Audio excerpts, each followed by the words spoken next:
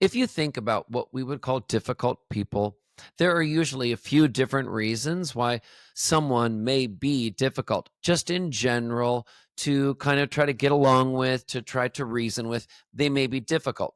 Well, one of the reasons may be because that person may have an overall sort of just overarching need to be right. They may need to have the last word. They may need you to understand that what they say goes. So that's one reason. Another reason can be related to just a general mood predisposition. Someone that you may find difficult, maybe they are more prone to be in a bad mood or an irritable mood. There are a few different reasons. And the number one thing that I think it's important to remember when you talk about somebody that you may find difficult is to ask yourself this question. Do you think that difficult people just you find difficult to get along with or collaborate with, do you find that they are bad people, that difficult people are bad people? I, as a clinical psychologist, don't believe that's the case. I don't believe that difficult people are bad people, that this has anything to do with integrity or character or the kind of quality or worth overall of a person. I think that difficult people are usually that way because a lot of times they have needs that are not getting met. Take somebody that you find difficult, and I would suggest to you that there may be a few things in their life, important things, important emotional needs that they have that are simply not getting met. And so maybe do they feel upset about it, bitter, angry, in a way that makes them act difficult with other people? It's really possible. Okay. So I think that's really important because I don't think that we should write off or dismiss whole groups of people as bad people, even when sometimes you may find them challenging to get along with, challenging to collaborate with. Okay.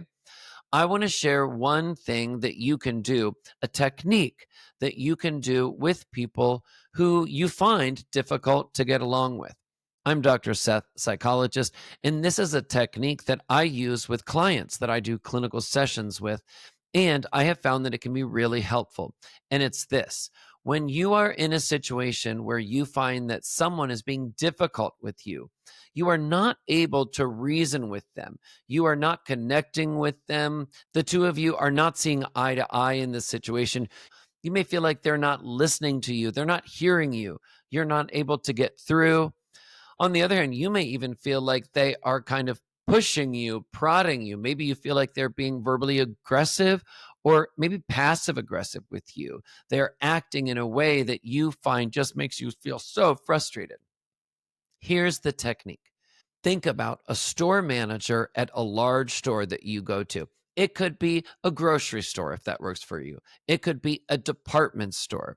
Picture, for example, on a TV show, there is a character and they are complaining to the manager. Think to yourself about what the manager does, how the manager acts, okay? This is someone that we can learn to channel the idea of this person, that character, that manager. You cannot shake them. They are not going to get upset. Picture the customer just keeps expressing frustration with them, maybe raises their voice, maybe says some things that maybe aren't even true, or certainly says some things that are provocative, just continues to keep the argument going. And what does that manager do? Does the manager get upset? Does the manager raise their voice too? Does the manager bring up all sorts of things the other person, the customer, is doing wrong? No. The manager stays neutral. The manager speaks fairly slowly. The manager listens to what the customer has to say. The manager, after listening, looks for some possible solution to fix the problem. The manager lets the customer know that they want the customer to feel understood and that they often will thank them for their feedback. The manager overall operates from this larger goal of wanting the situation, wanting this conversation to end in peace, where the customer feels like there was actually something figured out, that there was a positive resolution to this. And I would say psychologically, the number one thing that happens in that situation where the customer is talking to the manager and the customer is expressing all of their frustration, when they walk away feeling happier, the number one thing they felt is validated. Validated. It is in situations like this when we feel that another person has taken the time and validated whatever thoughts we have and feelings. It doesn't mean that the other person necessarily agrees or approves of everything you've said. But when you employ this technique of pulling out that inner store manager in you who is neutral and appropriate and doesn't let your feathers get ruffled and wants to collaborate and wants this to end amicably.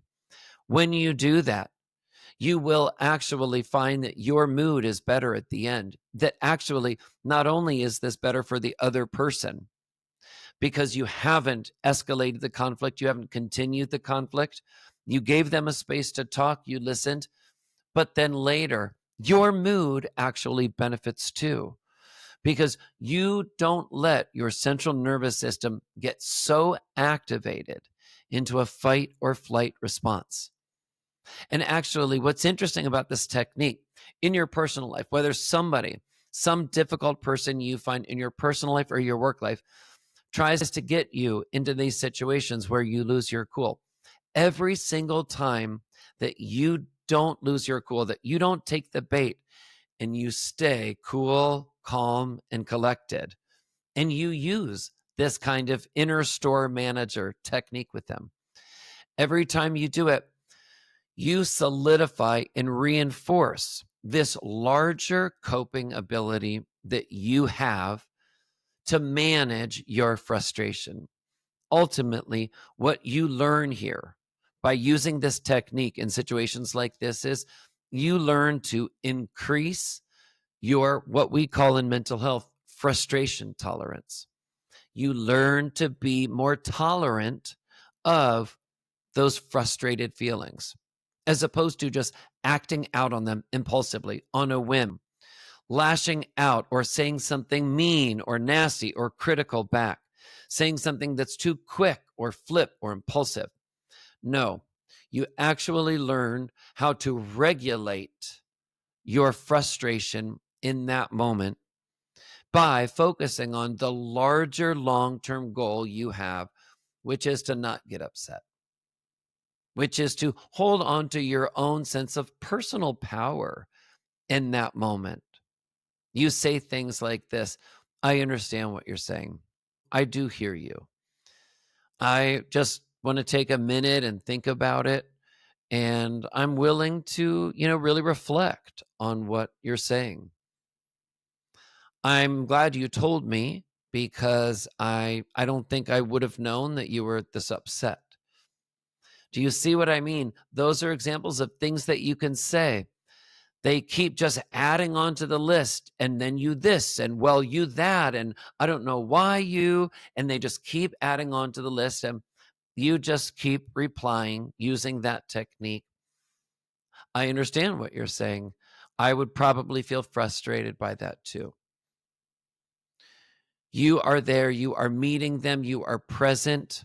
You are not adding any fuel to the fire. You listen, you are validating.